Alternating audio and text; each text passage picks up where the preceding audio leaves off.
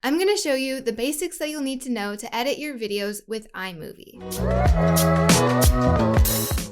According to Hootsuite, the average engagement rate on Facebook posts is 3.6%, but the average engagement rate for Facebook video posts is 6.13%.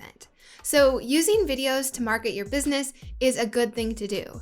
And the good news is you don't need to be an expert in order to do it yourself. I'm going to show you the basics that you'll need to know to edit your videos with iMovie.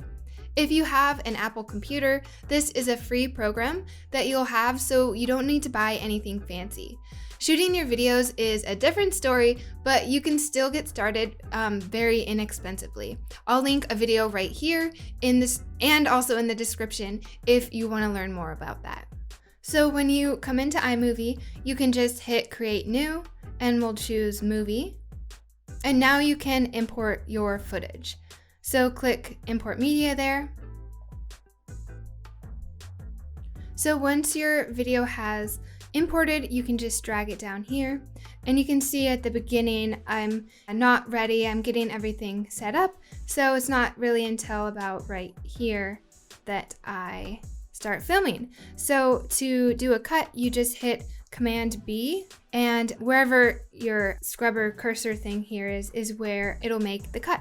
So right here at the end, I'll do the same thing. And you would want to, probably turn on the audio and be more precise, but for the sake of this tutorial, I'm just doing this pretty simply. And then again, my cursor's right here. I hit Command B and it breaks it. Then you can just select this and hit delete on that end. And then you can do the same throughout the video. If there's parts, little parts, you can see right here, you can tell from this audio part, I'm not talking for a while. So I would cut that out. You can do the same thing, Command B, and it'll, just slide the two together. I'll do this just to show you. And then when we click this and delete, it slides them together again. If you had another clip here and you wanted to send it to the end, you can just click on it and hit E, and it'll automatically send it to the end of your clip. So if you want to add audio to your video, go over here to the audio tab and it'll show all the songs that you have in your iTunes library. However, if you are using this, if you're using it for business, putting it anywhere on Facebook, YouTube, you cannot legally use this music because you don't have the rights to it. So just because it's here doesn't mean that you can safely use it for your business because it's copyrighted and you can get in big trouble, and you just want to avoid that. So we actually have another video where we show you where you can get free music for your YouTube videos that doesn't totally suck. So I'll link that right here, and it'll also be in the description for you too. So if you want to add your own music, you can just go back here to My Media, hit Command I for import, and go find that song. I'll use this one and import the media. And then you can just drag it down on the timeline. Now you can see that this song is much longer than the video clip. So what we'll do is Command minus to zoom out and grab the end of this and drag the whole thing in, and it kind of snaps into place. Then you can hit Command plus to zoom in again on your timeline here. If you're using a trackpad, you can also do the pinch and pull movement too to zoom in on your timeline. If you wanted to mute any of your clips for some reason, you can just select the specific clip you want to mute and hit Command Shift M, and then you'll see all that audio information disappeared. But if you want to redo it, just hit the same Command Shift M and it'll come back. If you want to change the volume of a clip, you see there's a line here in all these audio files. You can just click it and drag it down to bring down the volume.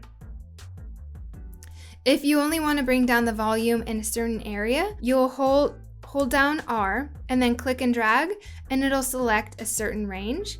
And then in that range, you can then move just the audio in that specific area. And then Command Z, of course, is undo. If you wanted to do a voiceover anywhere, let's say Command Shift M, I mute this, and I actually want to do a voiceover here. So you would hit this button until you see this record button, and you hit that, and it counts down from 3, 2, 1. And then you can see my voice is being recorded down here. and you can adjust the volume there. It's automatically muting the project, so I guess I didn't need to do that. And then when you're done, you just hit stop. And now you can see we've got some audio down here and it lowered the volume here, you can see. So if you want to add titles, you have a bunch of options here. You can hover over them to see what they do. And of course, the text in all of these is customizable. You can change the color, the font, and everything like that. So I'll just click this one. If you want it longer, you can just drag it out. Or of course, you can make it shorter too. So right here is where you can change the font. And these are fonts on your computer. So if you wanted some custom fonts, Font Squirrel is my favorite site to get free fonts. So I'll leave a link for that in the description if you're interested in checking that out. Right here is where you can change the color. And if you wanted a background, you can go right here. Let's just say a white background, and you just drag it onto the timeline.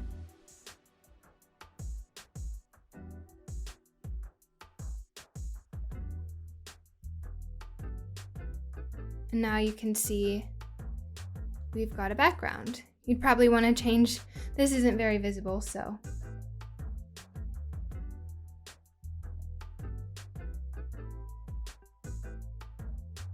Something like that. It's not too pretty, but it's more visible. There's also transitions here. Personally, I'm not really a fan of transitions, but you can see right here what it does.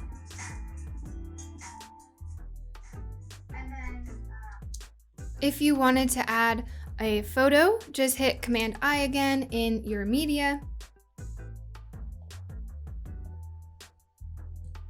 And then you can drag this on wherever you'd like it. Again, you can make it extend for as long of a period of time as you want. And automatically, here I'll play this through. You can see it's kind of scrolling or zooming a little. That's the Ken Burns effect. And if you don't like that, you can turn it off.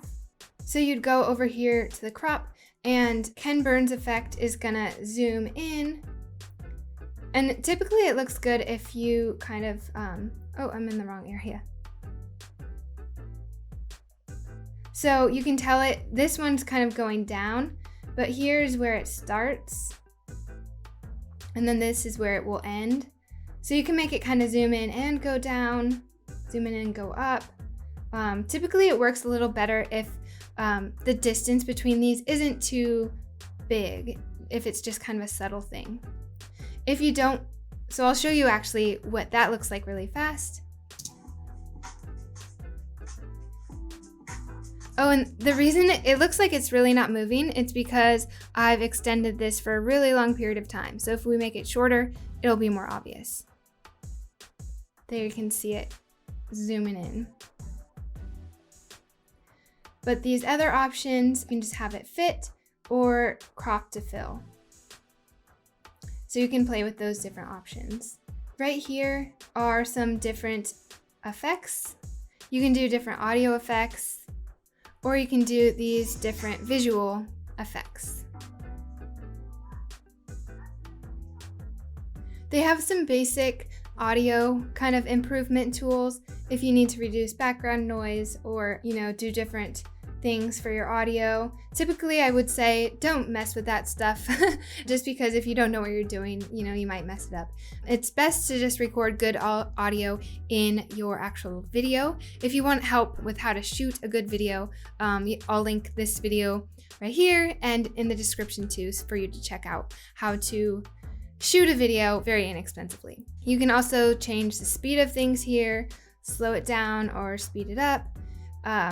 You can reverse things. So there's a lot of different little tools you can play around with there, but you really don't need to just for a basic video. Then when you're ready to export, you'll go up to File, Share, and you see that it says YouTube or Prepare for Facebook. I would typically just say do a file, and then you can upload those to those different places. So when you do go to export, you'll want to choose high quality. You'll see it's 521 megabytes right now. If I choose best, it really goes up significantly. It's a few gigabytes now. So if you're just uploading to Facebook or Instagram, high quality is going to be good enough. That way you don't have to wait forever for it to upload and load and everything like that. If you're uploading to YouTube, you might want to test it out and upload a high version and a best version to see if there is a difference. If there isn't really, just go with the high. That way you don't have to take so long uploading and everything. And when you do upload to YouTube, make sure you don't upload it publicly. You can upload it as either a scheduled video or as a private video. So do that just so you can test it out and see how it works without it being public for your subscribers to see. And because you're editing videos, those are very big files, so it's important to have proper storage for these. If you leave them on your computer, it's really going to slow your computer down. So it's best to either have an external hard drive that you can save these on, or like some cloud storage. Dropbox is a good option. They have pretty reasonably priced plans, and it's really made for housing kind of files like this, where something like Google Drive isn't necessarily quite as good. I've heard that some people have had problems with the files that they upload get corrupted, so when you download them, you maybe can't edit them, or there's just issues. So I would say stay away from Drive and opt for Dropbox, or if you have your own hard drive, that's a good way too. So that's how you can easily edit your videos, and if you have any questions, let me know in the comments. If you found this video helpful, be sure to hit the like button, subscribe, and hit the bell. Thanks for watching, and I'll talk to you again soon.